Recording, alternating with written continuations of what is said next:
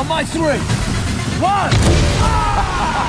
Woo! Hey guys, Eric Goldman here. I am here with director David Leitch, co-director of John Wick, director of Atomic Blonde, director of Deadpool 2, and director of a small little indie movie this week called Fast and Furious Presents Hobbs Shaw. Thanks for having me. Yes, small indie movie.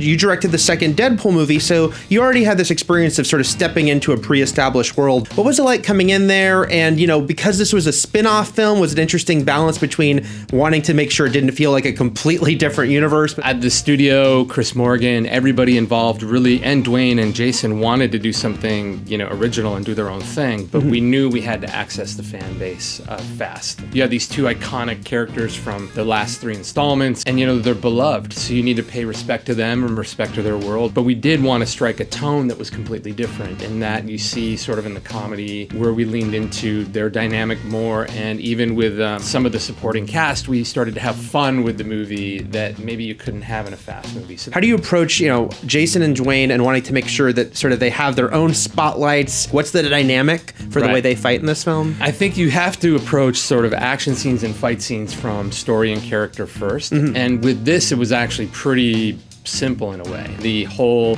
premise of the movie is like, can this odd couple come together and save the world, right? When it's the fate of the world, it becomes my business. Vanessa Kirby is in this movie. I love her in this film as another member of the Shaw family. So what were your conversations like with her as far as, the approach to this character and what her skill set would be? Well, I think there was concerns maybe at the beginning on her end. It was reassuring her the whole time, like, you're going to do a lot of fight training with my team, and we're going to train you like we train all the actors that come through 8711. You're going to be able to do it. And she stepped up, trained her butt off. And if you really watch the movie closely, Hattie's never really saved by the guys, and that was intentional. And it's also sort of a good message for, movies like this. It's like, our heroes had their own journey. She was as formidable and capable as them, and she was along as part of the team as a full-on developed, capable member. And she delivered that. Now, Fast and Furious movies, they escalated. They got bigger and bigger as time went on. Is it very freeing kind of entering into a world where more is more? I think what's great about the Fast movies is they've kind of, they reinvent themselves. And in the last couple incarnations, they've really gone,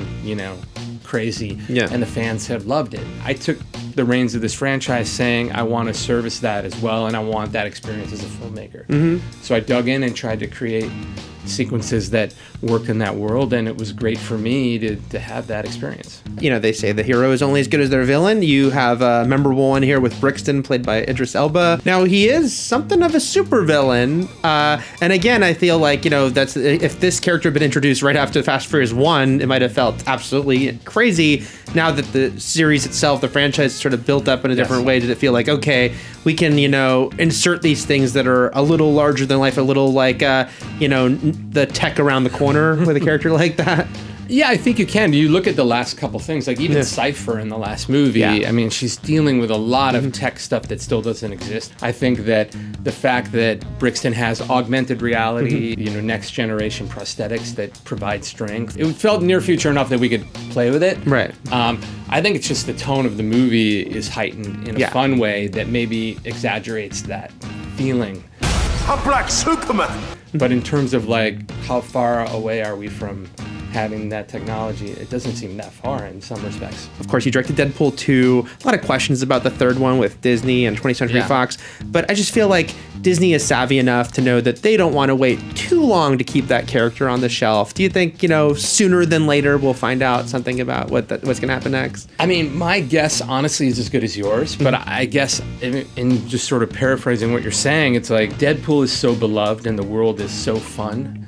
It seems like a no-brainer to just kick out another one as soon as they, can, and they wrap their heads around how they're going to do it. And I hope so. I mean, look, at any Deadpool movie that I can be involved in, I would love to be in. With John Wick, having co-directed this first film and helped create this franchise, are you sort of a proud parent now, seeing just how it's gotten bigger and bigger, the characters become more and more popular? When you see a hot toy figure of John Wick exist, you feel some pride in that? I do. I really do. I think, I have a lot of pride that, that first movie and the character that Chad and I were able to create with Keanu resonated in the pop culture zeitgeist as it has. Then there's also a huge testament to Chad of like building the world out further in 2, and then delivering this incredible action movie in 3. You know, I'd say the first act of John Wick 3 is some of the best action I've seen in a long time, and I get so geeked out. Like, I was at the premiere with him, and I was really excited about like the knife fight in the shop, and like the horse through Central Park, and I mean the motorcycle. It's endless cool creative ideas. So I'm really proud of it. Well, David, thank you so much for coming in. Thank you. Fast and Furious Presents Hobbs and Shaw is opening everywhere this week. Thanks, guys. Cool. Thank you.